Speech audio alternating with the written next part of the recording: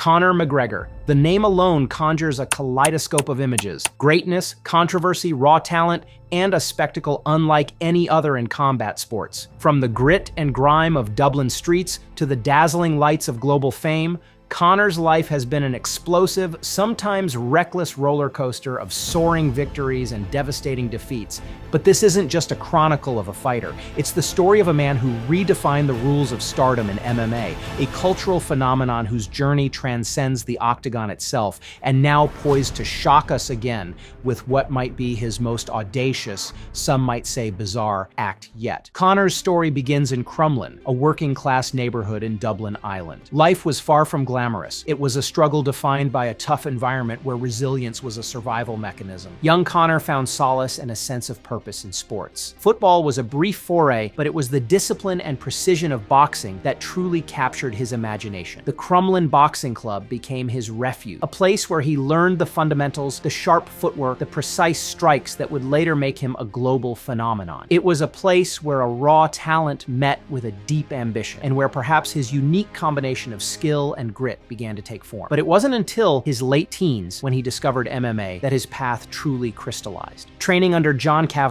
at Straight Blast Gym, Conor found not only a coach but a mentor, someone who recognized and nurtured his unique blend of natural talent and unshakable. Some might call it arrogant self-belief, but dreams don't pay the bills, or at least not at first. To support himself, McGregor endured a soul-crushing job as a plumber, a constant reminder of the life he desperately wanted to escape. Yet even then, his eyes never lost the spark of ambition. He didn't just dream of success, he seemed to see it in the future. He famously declared, "We're not here to take part, we're here to take over." These weren't just words, they were a prophecy, a mission statement for his entire career. His rise in Cage Warriors was nothing short of explosive. He didn't just win, he obliterated opponents, showcasing a devastating blend of precision and power. He seized both the featherweight and lightweight titles, becoming the first fighter in the promotion's history to reign in two divisions simultaneously. Didn't just win fights, he put on a show, captivating audiences and beginning to craft the persona that would make him a global icon. And his UFC debut in 2013 was electrifying.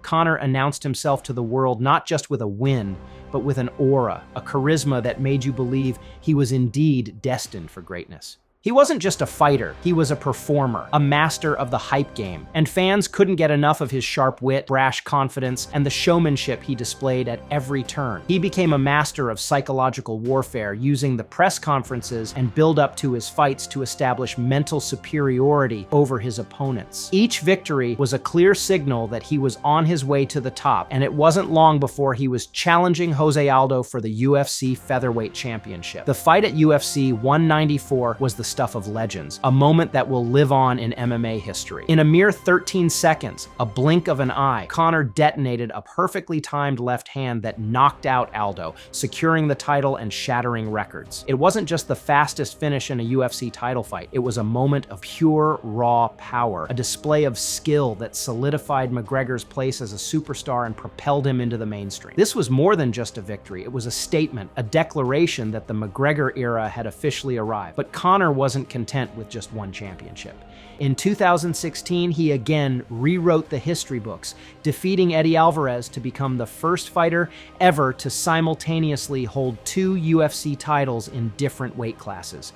It was an unprecedented feat, one that cemented his status as an anomaly in the sport. The UFC had never seen anyone like him, a fighter who could not only talk the talk, but walk the walk, someone who could back up every single word he said with devastating power and skill. He was a cultural phenomenon, a global sensation, and it seemed as if there was no limit to his ambition. However, Conor's ambitions extended beyond the world of MMA. In 2017, he entered the boxing ring to face Floyd Mayweather Jr. in what became one of the most hyped fights in combat sports history. While he ultimately lost, the event itself was a colossal success, a financial bonanza that earned McGregor a staggering $100 million payday. It was a calculated risk that paid off handsomely, catapulting him to new heights of wealth and fame. The fight also opened doors to new ventures, including his whiskey brand, Proper 12, which also proved to be a massive success, demonstrating McGregor's ability to leverage his brand beyond the confines of the octagon. But this fight marked a turning point, a shift in focus, and a subtle decline in his original drive. The relentless hunger that defined him seemed to slowly diminish after Mayweather. McGregor's career and his personal life took a significant turn. In 2018, he infamously attacked a bus carrying Khabib, Nurmagomedov, and other fighters, an act of violence that sparked outrage, legal troubles, and a further dent in his public perception.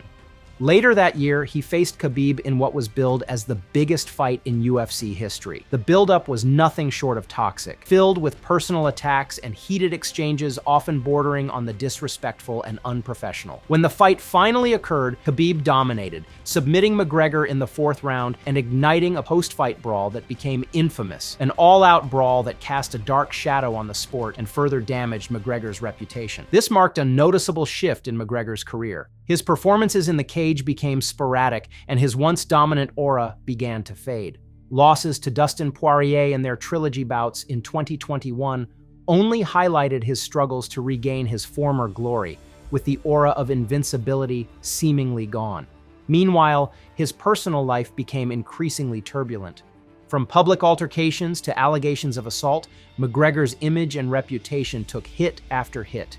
In 2024, a civil liability verdict stemming from a 2019 incident further tarnished his legacy and added another dark chapter to his story. But if there's one consistent thing about Conor McGregor, it's that he's never out of the spotlight for long. Despite his legal issues and a record that has declined, he continues to command global attention. His victory over Donald "Cowboy" Cerrone in 2020 was a glimpse of his former brilliance, a reminder that the skills and the talent are still there. And now he's gearing up for yet another spectacle, one that has the combat sports world buzzing with a mix of excitement, curiosity, and disbelief. In a shocking turn of events, Conor McGregor has announced that he will be boxing Logan Paul in India. Yes, you heard that right. India. This isn't just another fight, it's a calculated move into a new market, backed by the ultra-wealthy Ambanis. This bout is shaping up to be one of the most extravagant events in the history of combat sports. Known for their opulence, immense wealth, and massive global influence, will be injecting unprecedented levels of resources into the event and making it a truly unique spectacle. Why India for Conor? It's a calculated opportunity to tap into a massive, yet still largely untapped market. India, with its billion-plus population, is a gold mine for combat sport, with Ambanis pulling the string. This fight promises a level of extravagance rarely seen, perhaps unprecedented. For Logan Paul, it's yet another chance to prove his capabilities in the boxing ring while cashing in on McGregor's undeniable global appeal. This fight also signals that the future of boxing is evolving, moving beyond traditional geographic boundaries to new international markets. But this isn't solely about money or just about the sport. For McGregor, this fight is a chance to reclaim his place in the spotlight, a chance to reignite the fire that once made him such a force. It's a chance to remind the world why he's still the notorious, even if the way he does it has become stranger than any of us could have imagined. And for the fans, it's another chapter in the never-ending saga of Conor McGregor, a man who has transcended the sport of MMA to become a cultural icon, loved by some and hated by others. As we look ahead to this fight, one thing remains certain: love him or hate him, Conor McGregor remains one of the most fascinating, complex, and polarizing figures in combat sports and probably popular culture. His story is far from over. Whether this fight against Logan Paul will be a redemption or just another spectacle remains to be seen, but one thing is for sure: the world will be watching.